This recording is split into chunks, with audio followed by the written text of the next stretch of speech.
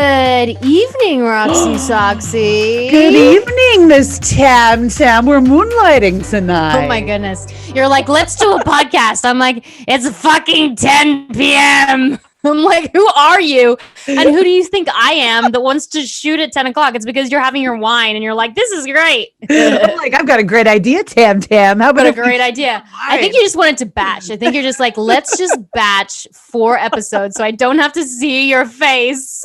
No, you know what? I've got you on a good roll now. I'm like, I'm going to get her to batch now. We're going to have like month to month. And I'm so mad that you're filming this or we're filming this because I'm like, I look like I've rolled out of bed, which I haven't, because I didn't tell you the water's not working here. It's been 24 hours with no water. Oh no. How are you like functioning with no water?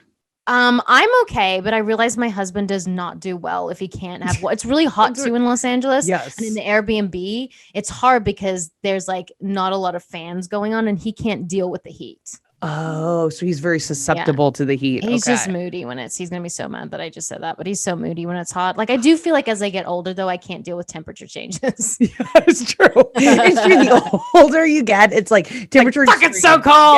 Yes. Yeah. Is he having his man period right now?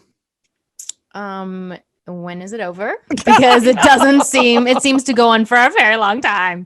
Man periods are a thing. Yes. But we are leaving to go to Australia. We'll actually, by the time this comes out, I will be in Australia, which is so wild because I booked a few jobs and I have to go in quarantine and I'm very freaked out by the whole thing. I mean, girl, we're going to have to do like a log. Like I need to know like day by day what's happening. Nothing is happening. That is what is happening. Like day by day, what's happening? Nothing's happening. But you get provisions, right? You get like alcohol and stuff. Yeah, they're like, you get an alcohol, which is 1 bottle a day. I'm like, who do you think I am? Roxy? Totally. They're like, wait, Roxy's coming with you, aren't you? Yeah, Roxy's coming? And I'm like, no, it's just Tammin who drinks like, I went to the movies a couple of days ago for the first time in so long and I had 1 drink and I was shaking the whole night from like the alcohol. You know what? This is why you have to love Australia because they're like, will a bottle a day do? They're like, is that the provision? Like, is that enough? Will it do? No, it's not even that. They're like, this is what my manager said. He said, look, they just don't give you much alcohol. They're really limiting it in quarantine. I was like, oh, wow. So I was thinking, fuck, they're just like, they're going to give like a bottle maybe every 2 weeks, like for the whole stay. And they're like, they do a bottle a day and they're really, really keeping it under wraps. And he said, they don't want anyone to get drunk. And I was like, wait a second. I was like, if I drank a bottle of wine, I would be out cold. Like completely no idea what I said.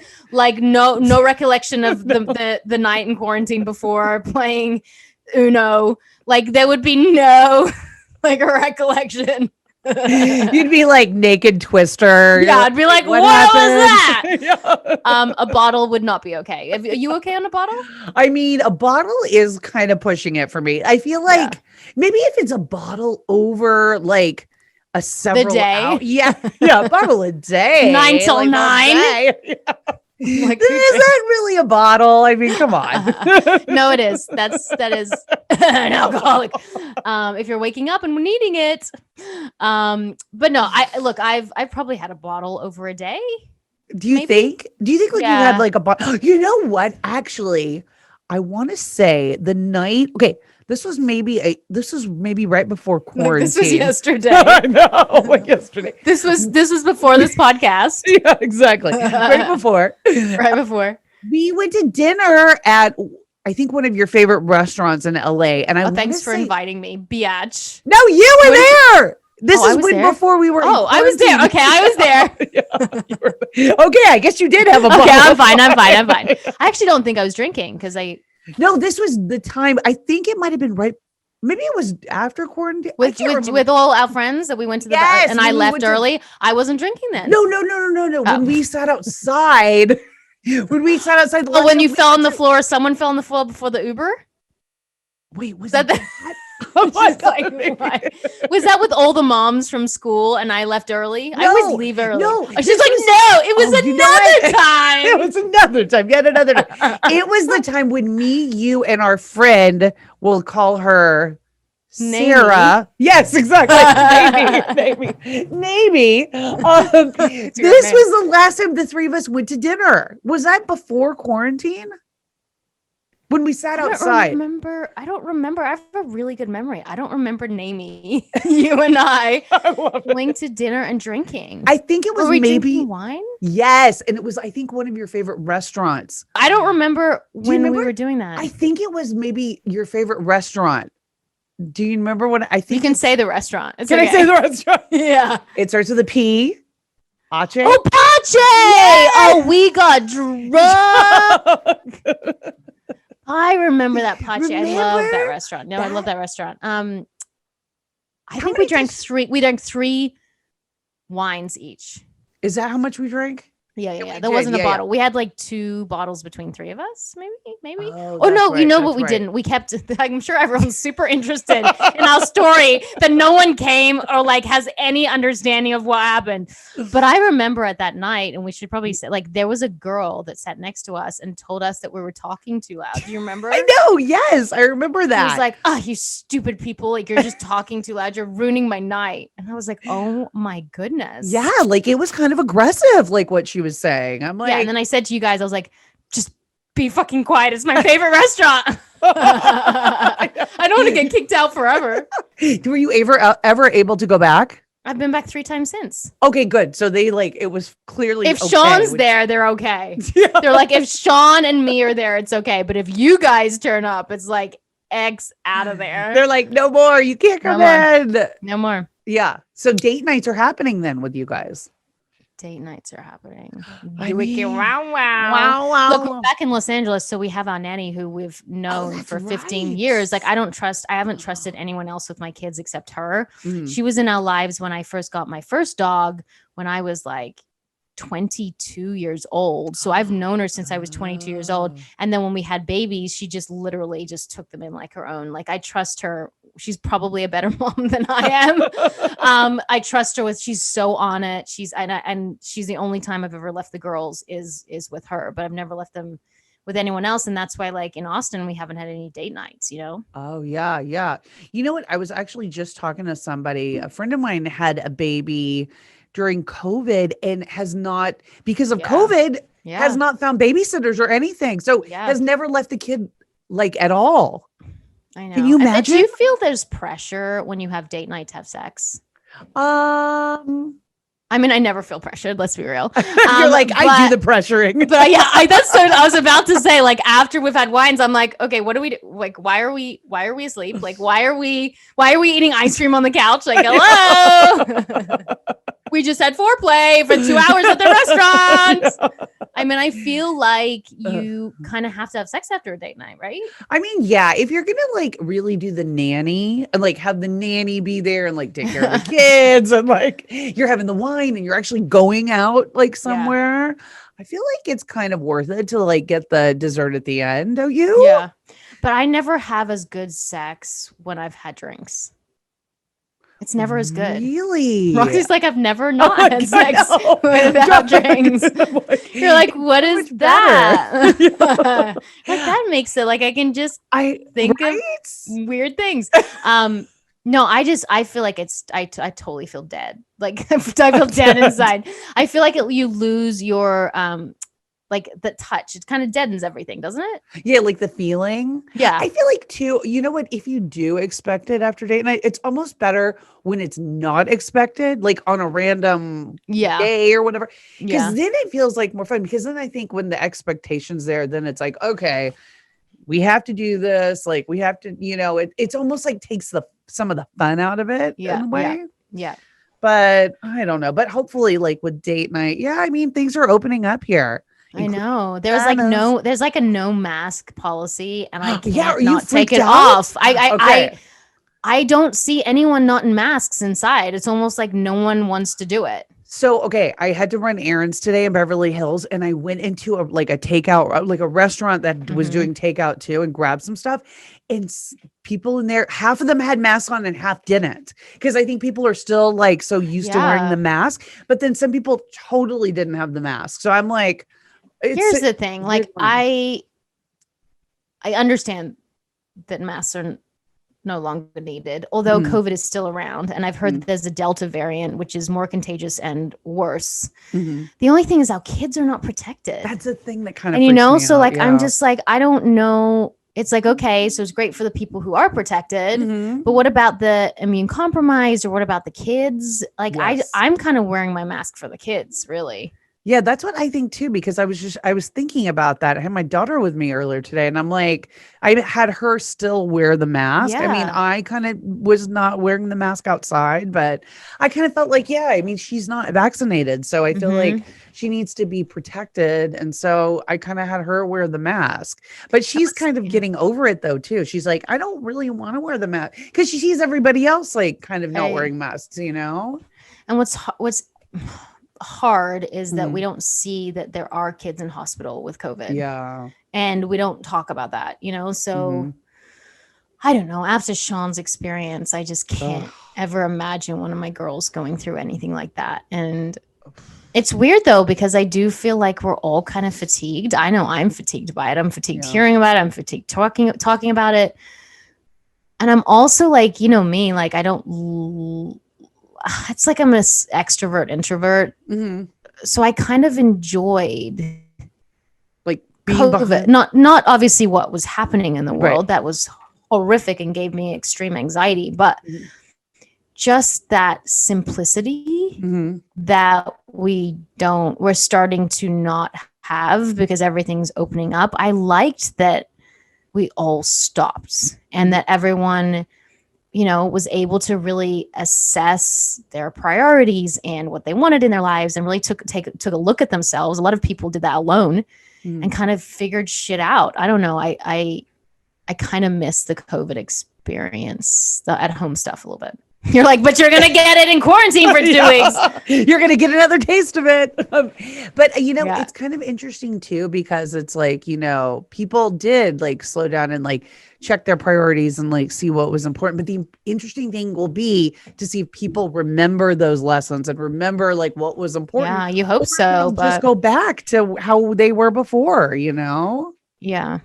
I mean, I'm sure you don't miss it because you're an extrovert, but I don't know. There must be some parts of it you enjoyed. I think, you know what, for me, I think I liked slowing down a little bit. Like I liked not having to be always on the go and like, just kind of like taking it in. And I kind of got like, I liked being lazy about not having to like, you know, get ready and like be on and, you know, because that actually is kind of draining. I mean, I enjoy it, but it's very like, takes a lot of energy, you know? Of course. Right. So it kind of was nice to be, I mean, there were nights where we just sit here and have like game night on like board games and right. Just simplicity of life. And I didn't feel like I was missing out. I think that's a big thing for me. Like the anxiety of like, oh, everyone's doing more than me and experiencing more than me. And I'm the one who's being left out and I'm the one who's not getting invited. That's my own shit that I have to deal with. But it's like, it was just nice to be, it's like what I believe mindfulness is. Yeah. Mindfulness is like really being present. And I feel like COVID kind of made us present. Yeah, it did. We were forced to be present, right? Like, cause it's like, there was nothing else going on, you know. I think what we thought was going to be 2 weeks turned out to be a year and a half, you know, almost for some of us, you know. I said to Sean, I was like, you know, in quarantine, like, how are we going to do it? And he's like, Tammin, we've been quarantining for a year and a half. It's like, you're going to, like, you get it, right? It's not like it's like off the bat, we've never done this before. We've been inside for so long. Like, we get it. We know what to do. We know how to like move the time. So I just think it's kind of ridiculous 2 weeks, you know. Yeah, plus you three negative tests. We're vaccinated. The kids aren't, so I understand that. Yeah. But yeah, all these negative tests, and yet we're still in a hotel for 2 weeks. It's so intense. So are you guys allowed to go outside at all? Or no, there's military. So you actually apparently get the military escorts you. There's only 20 people allowed on the plane. So even getting out tickets, like none of us is sitting together. No which way. Obviously, well, they will probably. They have to. We got kids. But there's only four seats left on the plane because only 20 people can go on the plane, and you kind of want to be in economy because there's only 20 people. You get that whole row to yourself, like you can like lay down and like it's stretch out and it's going to be super comfortable. The economy right now is like 2,000 to 5,000 one way. Oh my God. And it's cheaper one way. So it's actually 4,000, 10,000 to 10,000 return in economy. So it's cheaper to do one way. Normally it's actually cheaper to do round trip. Yeah. Oh my God, that's crazy. So it's only 20 people on the whole entire airplane. 20 to 30 people on the entire plane. Yeah. Well, that's kind of nice. At least you won't have to wait. It's kind of grabby. Like, it's my plane. It's my private jet. You'll be like Instagram storying it. You're like, welcome to my PJ. Be like, welcome to my big private jet. Think of me like the Kardashians.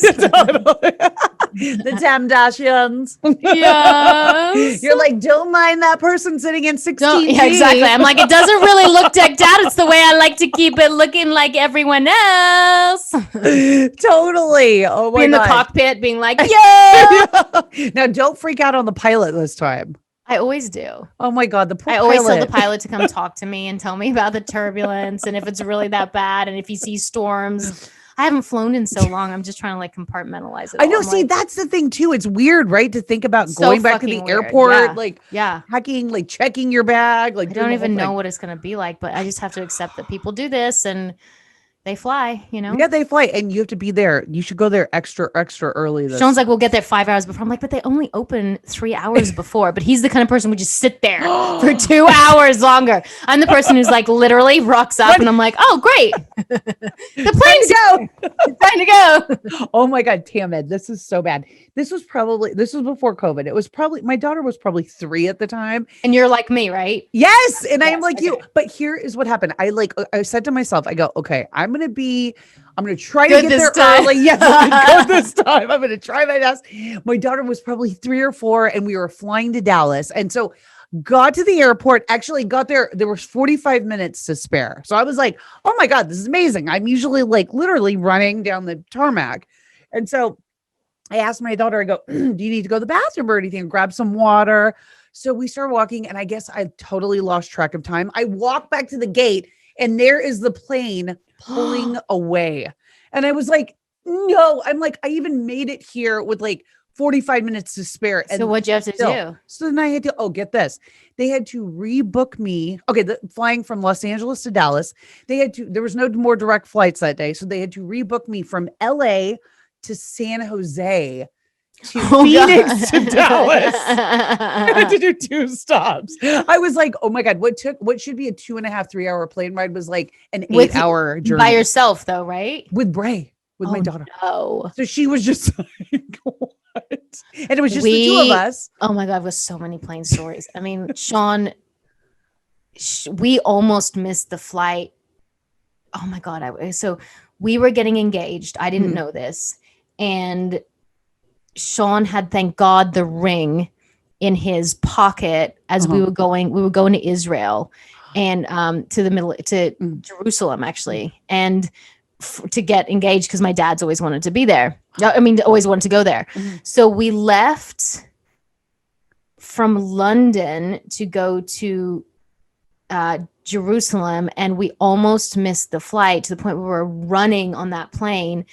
And when we got on and it was all fine and we got there, the suitcases didn't make it on board. So 4 of our suitcases went missing and my husband had to ask me to marry him in my dad's clothes because my dad's bag is the only one that arrived. So you didn't have clothes either? No. Nothing. Had to buy. So the engagement dress that I had on in the pictures is like some $15 dress I bought off the beach. And I didn't know I kind of thought it might have been the day because Sean was like, so weird. And I was like, I kept saying to my mom, like, is this what I should wear when he asked me to marry him? And my mom's like, I don't know what you're talking about. I don't know what you're talking about, but she's so new. She's so new. She's so new. So he wore your dad's clothes? Yeah, because there was no other clothes that fit him. Like, remember, we got in that afternoon. He asked me that night. Oh my God. And he smelled like my dad too. You're like, this is weird. He had my dad's shoes on. Oh my God. But I will remember that story forever. That's for sure. I mean, did the suitcases ever come? Or were they like lost like forever? 5 days later? See, that always happens. I know. It's like how hard can it be? It's like the day you're leaving and you're like, well, now you just might as well send it to my house, Yeah. I'm like, I'm going home now. Thanks for nothing. Thanks. I know. Travel is super. I love travel so much. But when you have kids, it's not fun anymore. No. No. I said to Sean the other day, I was like, do you want to travel? And he's like, yeah, but I want to show my kid. Like Phoenix would be different. I think Bray would be good to travel with. But like when they're 2, it's just a nightmare. It's a nightmare because you're constantly, you have to be on. You can't sleep. You're like awake and you have to entertain them and they always want something. And I don't know about how like Lennon and Phoenix were, but I know Bray like never wanted to sleep on the plane ever. So like she was awake the entire time we would go anywhere. Oh my God. That's the worst. No, my kids sleep like they fall asleep before we get on. And that's kind of sucks because then you're like, ugh. But then they're kind of miserable, like scream crying until they fall asleep again. So it's like that first hour on the plane where I'm like, I'm so sorry. I'm so sorry. I'm so sorry. And I'm like, you'll have like the moms that will look at you and be like, I understand. And then you'll have the person who just and he's like, shut the fuck up, you know? Totally. And I'm like, oh my God. But yeah, no, it's just so hard traveling with kids. And I just have so many stories. I remember us being upgraded to like business class. And I was so excited to be sitting in business class and they upgraded us without points. And we were sitting there and, you know, Sean hates to talk to people on the plane. And all of a sudden he just like disappears. And I'm like, oh, and the baby and Phoenix was young and she was crying. And I was like, oh, what's going on with this, whatever. And then all of a sudden because Phoenix used to projectile vomit a la like The Exorcist. She always, I mean, if I had known you when Phoenix was really young, everyone knows her as the kid that vomited. She would vomit. She vomited in Hollywood, you know, at our school many times. We would leave her and she'd vomit. Like that's how she would express her anxiety would come out that way. So all of a sudden she projectile vomits ice cream all over me, all over the row next to me. Like it kind of gets on the people behind me. Vomit, right? Imagine you're sitting in the plane and some kid vomits on you. Like some kid you don't know. So bad. And then Sean walks up and he's like, oh, hi. And I was like, you gave her ice cream? Never had ice cream before. And he decided to give her ice cream literally for the first time on the airplane. Oh, what are you thinking? Like, don't give your kids a new food like on the airplane. Sean gets really bad motion sickness, and so does Phoenix. It's just something I deal with. I've spent so many travel days holding both bags for both of them. Oh my God. And you're just like, I'm in the middle of a throw up. I know. Sandwich. And I have such a strong stomach. Like I don't throw up. So you do not ever throw up? Not really. You're like, even when you drink, I'm like, Roxy, remember that one bottle a week? I don't drink that much alcohol. I'm like, never. Oh my God. I hate throwing up. It's like, I get really motion sick too. Like I have to either take like something to like, for like nausea or it's bad, you know? Yeah, it's bad.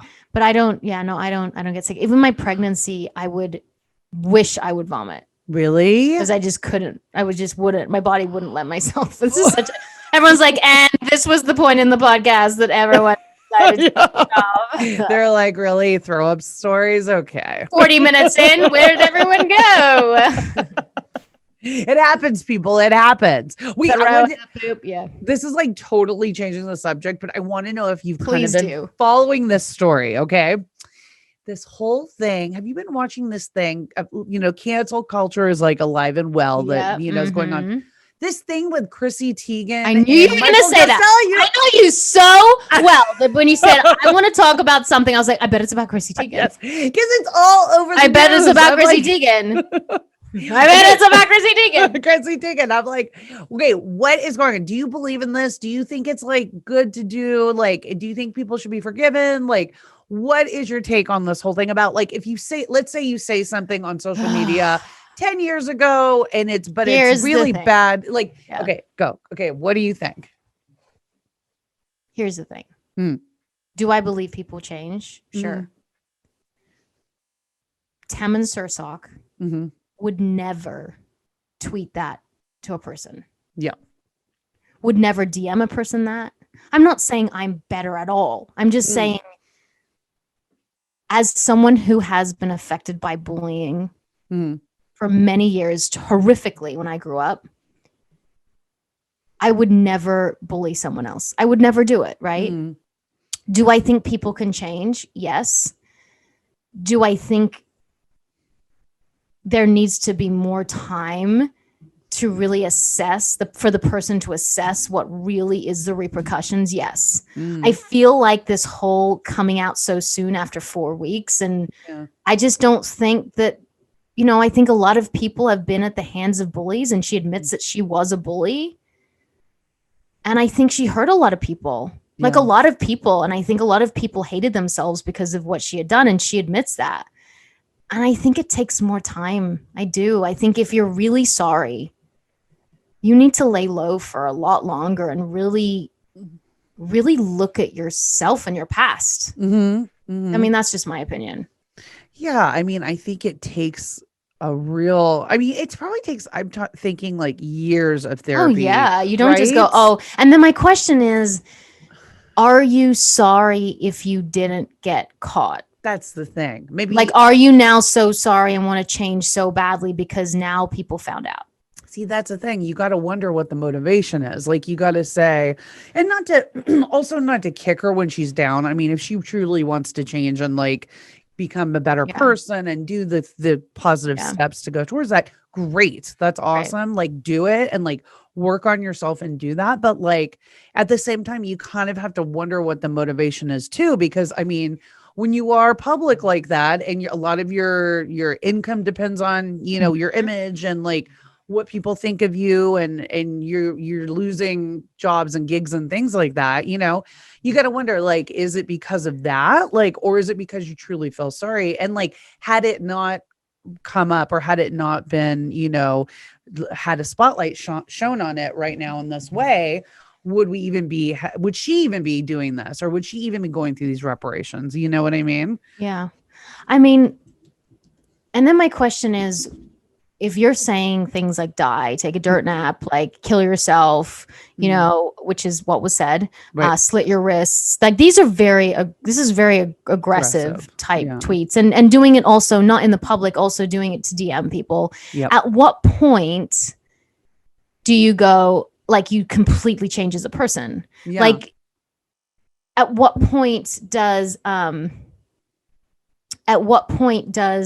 that bullying mentality just stop? Like, all of a sudden, was it 10 years ago? Was it 5 years ago? Was it 2 years ago that it stopped? Like, was being public and being really famous the reason it stopped? Like, that's the thing that I wonder. Like, I don't think it just stopped 10 years ago. Oh, those were the tweets that I sent, and then I was done. Yeah. Yeah. It I wonder too, because I wonder if it's also like projection, like if she felt that way really about herself, and she's of course, bullies there because they don't like themselves. Of course. Right. But it's interesting too, because she is married to another public person, John Legend. She's also not only sort of, putting herself at risk, but she's also risking his career. Yeah.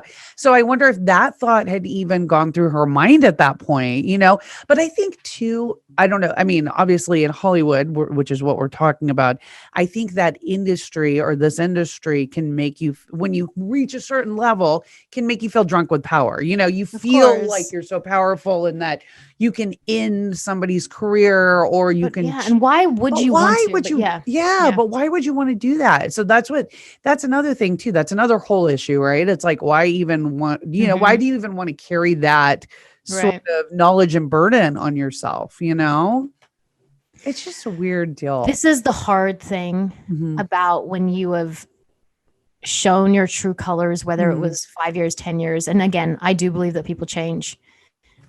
Is that, like, I wasn't the biggest fan, or not the biggest fan. Right. I'm kind of not really neutral a little bit.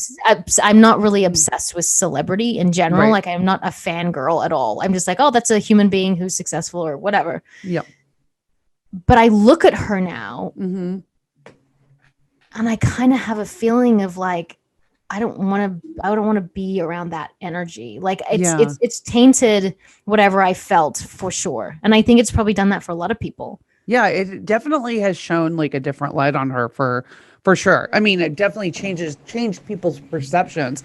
And what also is a little bit disturbing is the fact that she's a mom and she has kids. And it's like, I wonder like how she is with that. It makes you question like the way, like, is she like that or, teaching them lessons like that too? Or is it like a totally different personality around them? Like, I don't know, because we're not there. But I mean, at the same time, it kind of makes you wonder, right? And here's the thing. I do think that people can change. I think it takes time, and I think it takes a lot of therapy and work and spiritual work. But I just don't think that the aim of the game right now should be like to be in the public eye and to be in ads and to be in all those things. I think that the aim of the game, like they have a lot of money. So the aim of the game right now for her should be like to go work on herself. Right? Yeah, to just go work on herself and to again, not have to like put it out there, like let people like their opinions calm down. Yeah, let them calm down. It's almost like it was like crisis management, like timed it like, okay, we're going to do a month. You're going to go away for a month and then you're going to like reemerge. And it just is, it almost seems so like contrived. You know what I mean? I think the hardest part about this one is so many of us have been bullied. And so when you're at the hands of a bully, you never forget. Yeah, you never forget. It caused my eating disorders. It caused my lack of self-esteem. It caused all the things that I don't like about myself, is because when I was at a young age, I was bullied terribly. And you never forget. You never forget. Now they might change, and I've seen my bullies and they're like, oh my gosh, you do well in America and I like your shows and whatever. And I'm like, I can never forget. No, you cannot forget. I can forgive them, but I just won't forget. You'll never forget. And it's like, you're never going to, even with forgiveness, like you won't have like a normal relationship with them. Like, nor would you probably want to at some point, it's like, why even go down that? Because you already have been hurt, Yeah. It doesn't make sense. But I mean, I guess we'll see how like this whole thing plays out. But what do you think about this like cancel culture sort of thing in general? Do you think it's like, because now I see it almost happening every day, you know? I don't know. I'm in two minds about cancel culture. I feel like if you've done something pretty shitty, you should pay for it. I do. But I also believe in rebirth and forgiveness and having empathy for people and understanding, like, Los Angeles, this is totally different, but kind of similar. Los Angeles right now has a lot of homeless people. And I had a friend say to me like, oh, it's just so disgusting and blah, blah, blah. And I said, but these people don't want to be homeless. Like a lot of them can't make ends meet just because of the way it's set up in America. And then she was like, yeah, but like, they have a choice to take drugs or not. And I'm not an addict. My husband's not an addict. Thank fucking God. But I do believe that because I've been around addicts. My family's not in that space, but I've known some. I believe you're kind of born an addict. When I got my brain scan, they talk about the addict's brain. And so the addict's brain, if introduced to something like alcohol, whatever, they can't stop. It's like, they can't stop. And I think we have to have more empathy and not think that all these people have the training and the money and the people around them and the love and support to like stop that addiction. Like sometimes people just can't stop, and we have to look at them through a lens of like empathy and understanding, and instead of just like treating them or thinking of them like trash. Like that's someone's son, it's someone's daughter, it's someone's mother, someone's aunt. Like it's a person, and I think sometimes especially in Los Angeles, we just treat them like animals, Yeah, they're almost like, or even invisible. We treat our animals better. Yeah, we do. I mean, they're like invisible people almost, like, like people don't think of them like one way or another. But it's sad too, because so many of them are mentally ill. And they've never gotten help or treatment. And then you think like, well, they're mentally ill. It's not their fault. They're mentally ill. No, they were born that way pretty much. Yeah. I mean, or their situation has made them mentally ill, and because they don't have access to anything or any help or whatever. Yeah. I just think that when it comes to the homeless, I feel like we need to, I don't know, just have more understanding. Yeah, we do need to have more understanding, and hopefully there'll be some sort of solution to kind of, help them and try to get things back, I don't know. I don't know what it's going to take though. It's tricky. It's so hard in Los Angeles right now. I saw a guy literally laying in the street and I actually thought he was probably dead. And so when someone else hears this and they don't live in LA or they don't live in the States or certain places in America definitely don't have this. Like in Austin, they didn't have this as much. That a little bit, but nothing like LA. Yeah. There's so many that like you don't even know what to do. Like I saw an ambulance at one of the encampments because they've set up like encampments, right? So it's like it looks like a city and it's like a little mini tent city. Yeah. And I was like, oh my goodness, there's an ambulance there. Someone's probably not made it. Yeah. No, it's true. It's like, you know what? I was walking with my daughter. This is actually was so scary. And it was after dinner, we were walking back and on the corner, there was a young guy, homeless, going through withdrawals, like drug withdrawals, seizing on the corner of the street. And we were like, oh my God. And people started crowding around him. Then the ambulance came. But that's the thing. It's like, who knows how many times that this happens, like, on a daily basis here, because like you're saying, they're everywhere. I mean, it's like there are tent cities everywhere. You see homeless, we know the homeless people in our neighborhood because we see them all the time. And there's like human feces on the street in Los Angeles. Yes. All over the place. It's all over the place. And you can tell the difference. I know people go, well, how would you know? You can tell. It's totally different. It's totally different. And that's one of the reasons why I think that Los Angeles is like the city of dreamers and I love it. And I love my hikes here and I love the food and I love the weather and I obviously love the people. But I just think it's time to get out, Yeah, you're going to have a big change. That's going to be it's going to be good though. I feel like, I'm definitely not, I still feel half American. I still feel half, I've been here for 15 years and my kids and American citizens. So I feel half. I feel half Australian, half American. So I think that I'm not done with America. Like I'm not ready to leave that yet, but I'm ready to spend a lot more time in Australia. Well, and you just got your American citizenship, like 2 years ago? You're like, bye. See ya. This was what I was up for. No, I'm excited. I manifested that I wanted to spend half the time in Australia and half the time here. So I've got to do this manifestation thing. I feel like you just have to like sit there and be with it and like you have to really believe something. And it doesn't happen overnight because I think people think it's, voodoo stuff, but everything that I've ever wanted has come true. And it's really because I visualized it for so long and so many years of my life. Yeah. And even all this acting stuff, a year ago, I was like, there's no reason I shouldn't be acting. Like that's what I've been doing since I was 15 years old. Like why aren't I acting? And I realized that the reason I wasn't acting is because I didn't see it. I couldn't see it. I was just like, oh, you're just going to be at home with the kids. I didn't see me being on set. So I started visualizing me being on set, getting the job, getting the phone call. You've got the job, you've got this. And now I started to believe it before it actually happened. And now it's happening. I'm starting to believe it. So you just literally sit there and visualize it as how you do it, sort of. Visualize it daily. Sit there. And it feels, okay, it does feel a little bit like weird, not weird, but like kind of hokey. You know what I mean? Yeah. But you've seen it happen with me, haven't you? Yeah. But I literally tell you what I want. And within a couple of weeks, it starts to happen.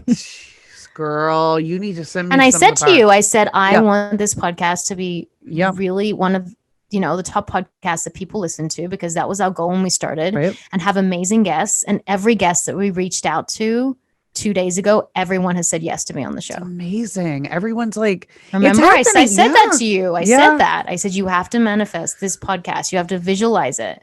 You have to visualize it. We will be on stage, like talking to our listeners, having wine with them, having conversations about life and parenthood and being female and fucking up and all the things. And you have to see us doing that with our tribe of women that will be with us. And everyone else has to manifest it too. So whoever's listening has to think that they're going to come to one of our shows and we can meet them. Yeah. Because, we do this for them.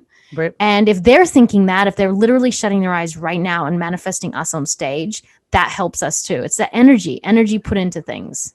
Yeah, that's a good point. It's like a cumulative effort, like if everybody's doing it, it's just that much more powerful. Yeah. but I need to just sit with myself too. I also need to meditate and like, just be like inside because I feel like I'm outside so much. I just think that you get in your own way. You think?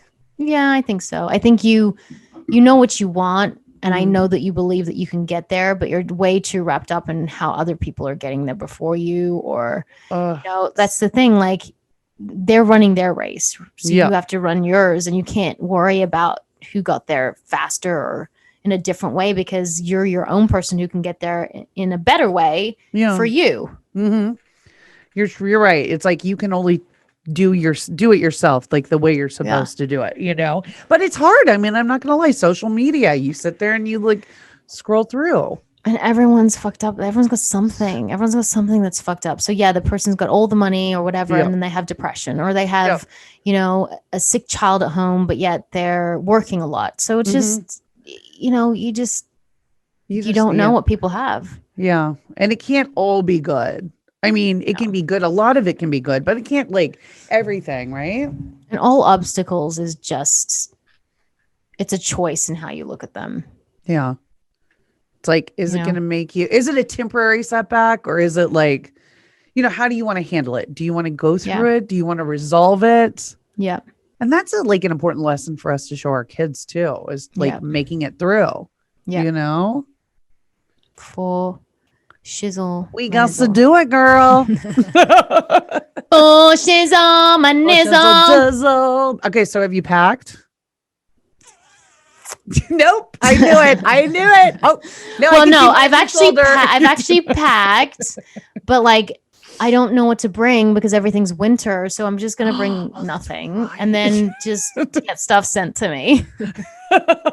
Yeah, that's true. I forget that it's like totally the opposite. Like, is it actually cold there now though? It's really cold. Yeah, it's really cold. Oh my God. So it's like you can't even try to wear what you've been wearing here. No. Oh, girl. But I brought it because I'm so worried that because we have storage units all over America. I'm really worried that we won't come back to the storage unit. So if I really love something, I'm bringing it with me, even if it's cold. Oh my God. I mean, even if it's like going to be too cold to wear. Because you have storage units in what? Texas, California, Tennessee, New York. Right? No, we've actually only got three storage units. But again, we got rid of everything. That's the thing. Like we got rid of everything and we're kind of just figuring out where we want to. It's kind of perfect. It's perfect, right? Yeah. So what are you going to do, you think, on your last day in LA? Tomorrow? That's right. It is tomorrow, isn't it? Oh, wait, tomorrow's, my last day, yeah. I'm going to pack, learn an audition, get some yummy, healthy food. Girl, now's the time to indulge, though. No, I don't. I came back to LA to eat healthy because I can indulge anywhere else. And then that's pretty much it. Oh my God. You're going to have your last big sleep in LA and you're going to wake up the next day and get on a plane. That's crazy. I mean, it's crazy, right? Crazy. But worth it, I think. Everything that you want is on the other side of fear. And I fear a little bit of, I am someone who does fear change. It's probably why I'm changing all the time because it's what I know. Yeah.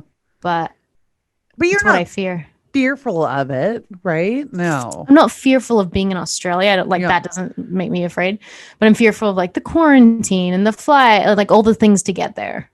Yeah. Like all the obstacles. And I get sometimes performance anxiety, but at a certain point, I just, my technique kicks in and you don't get like stage fright though, do you? I wouldn't say fright, but I get nervous for sure. It's definitely the first couple of days. Are you liking who your co-stars are going to be? All I know is it's like a lot of attractive Australian men. Watch out, Sean! If it was reversed, I'd be like, you can't. I would be like, Sean, you can't do that. Do you think you're gonna? He doesn't even care. Like literally, like if I have to have sex scenes or kiss, he's like, okay. He doesn't care at all. Really? It makes me kind of mad. You're like, don't you care? He's like, why do you want me to care? I'm like, I don't know. I just want you to care. You're like, I want you to be jealous. Yeah, a little bit. Not jealous. I don't want him to be jealous because that's hurtful. But I want him to be like, I don't want her kissing another guy. But he doesn't care. Like he would care in my real life. Yeah. But I think it's probably because he's a director. He probably gets it. That's good though. When he had to see a girl's boobs because he had to direct, it was like this art film that he did, and he had to see a girl's boobs because he wrote it. I was like so upset that day. You were mad? I was so mad. Did you go to set that day? No, it wasn't in LA. Oh, I was also pregnant, so.